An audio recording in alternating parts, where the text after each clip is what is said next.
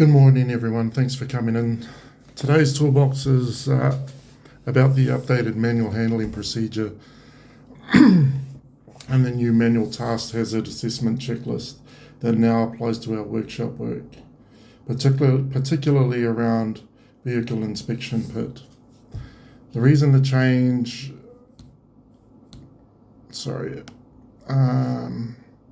the reason for the change is that the recent incidents and manual handling risks were identified during work in the pit area.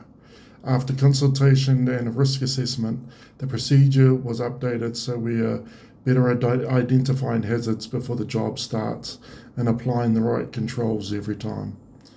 The main change you need to know is this: before any manual handling task, workers must now complete the manual task hazard assessment checklist. This is not optional. It is part of how we identify hazards, assess the risk, and control the job before we start. The checklist has three parts. First, identify.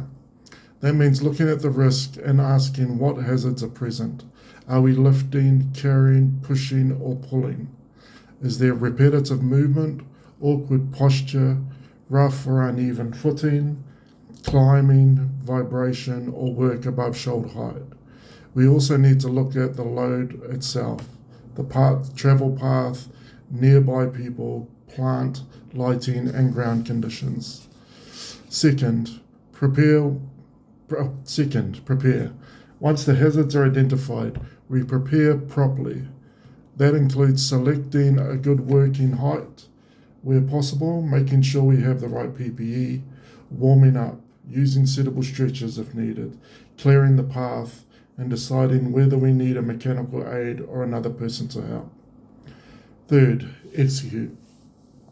This is where we use the correct manual handling technique. Keep a strong spine, take the load with your legs, keep the load close to your body, avoid twisting, push rather than pull where possible. If the item is too heavy, too large, or too awkward, do not just have a go. Stop and get help.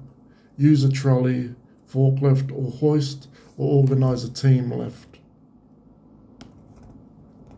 The updated procedure also gives clearer direction on the risk factors that cause injuries. These include forceful exertions, awkward or static postures, vibration, repetition, and duration.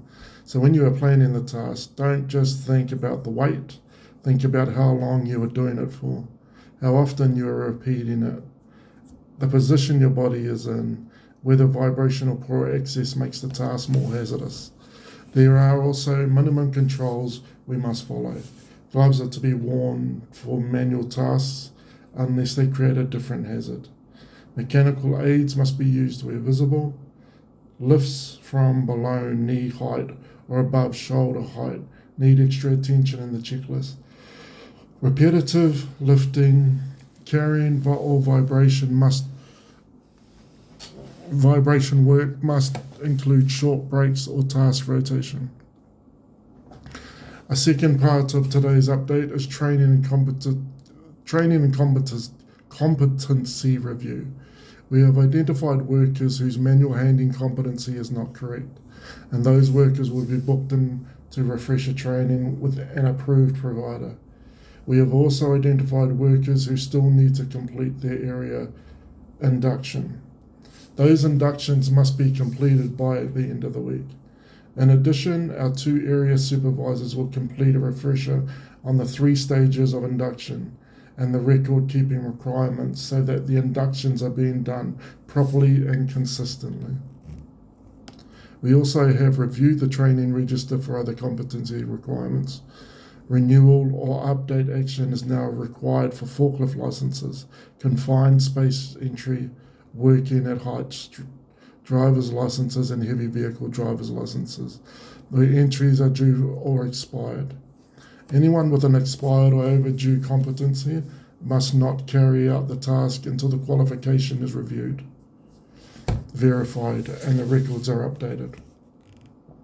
If anyone is unsure how to use the checklist, how to judge whether a task needs mechanical aid, or how to apply the lifting technique, let me know after this talk. I will go through it with you one-on-one. and we can talk through an example task together.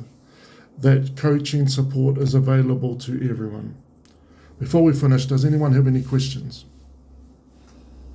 No? The checklist or the controls we need to use. Are there any issues on your shift that could make the checklist difficult or complete, or any tasks that we need to review together? All right. Cool. Thanks, everyone. Please make sure you sign the attendance sheet before you leave. I'll record any feedback and actions from today's talk, collect updated license evidence where required, and then provide the records to the site project manager so the training records and register can be updated. Thank you.